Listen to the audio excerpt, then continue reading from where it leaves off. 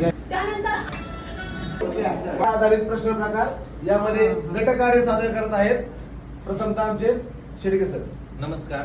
तर आमच्या गटाचं नाव आहे शिवराय आणि माझा विषय आहे प्रश्न प्रकार आहे वस्तुनिष्ठ प्रश्न. त्यामध्ये वस्तुनिष्ठ प्रश्नामध्ये जोड्या लावा हा घटक मी निवडलेला आहे. हा घटक मी लेखी घेतो आणि यामध्ये याचे फायदे हे आहेत की पाठ्यघटकाचं नेमकं किती आकलन झाले, त्यानंतर विद्यार्थ्यांना जे आपण वेगवेगळे अनुभव दिले त्याची त्यांच्या मेंदूमध्ये जोडणी झालेली आहे का, त्याचबरोबर आपण जे क्षमतानिहाय मूल्यांकन करतोय ते मूल्यांकन आपल्याला करता येतं. आणि याची मर्यादा म्हणजे विद्यार्थ्यांच्या कल्पनाशक्तीला इतकासा वाव मिळत नाही. धन्यवाद. नमस्कार, मी संदीप पांडलावण. आमच्या गटाचं नाव आहे बाबीर गट. विषय आहे बहुविध पर्याय. यामध्ये प्रश्नांचा प्रकार आहे तो आहे बहुविध पर्याय. पुढचं लेखी तोंडी प्रात्यक्षिक, यामध्ये आपण तो लेखित स्वरूपात घेऊ शकतो. आणि यामध्ये बहुविध पर्यायाचे फायदे असे आहेत की यामध्ये विद्यार्थ्यांच्या तार्किक विचारशक्तीला चालना मिळते. आणि या प्रश्नांची मर्यादा आहे की हे प्रश्न सर्वच घटकांना कारणीभूत होत नाहीत किंवा त्या ठिकाणी विद्यार्थ्यांच्या कल्पनाशक्तीला थोडंसं मर्यादा येतं.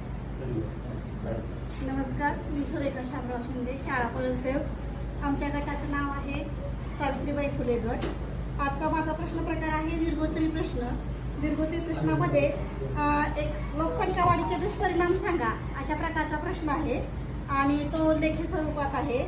अशा प्रश्नाचे फायदा म्हणजे काय तर स्वतःचं मत व्यक्त करता येतं, कल्पनाशक्तीला वाव मिळतो. त्याबरोबरच काही जर दुष्परिणाम असतील किंवा उपाययोजना असतील तर ते पण आपल्याला त्याद्वारे व्यक्त करता येतात.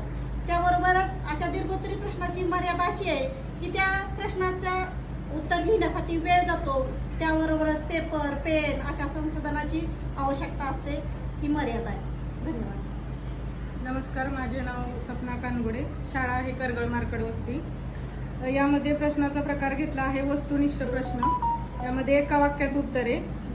हा प्रश्न आपण लेखी स्वरूपात घेतो.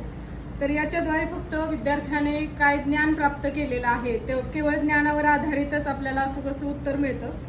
परंतु यामध्ये कल्पनाशक्तीला मुलांच्या वाव मिळत नाही आणि त्यांचं जे उपयोजन आहे ते याच्यातून आपल्याला समजत नाही.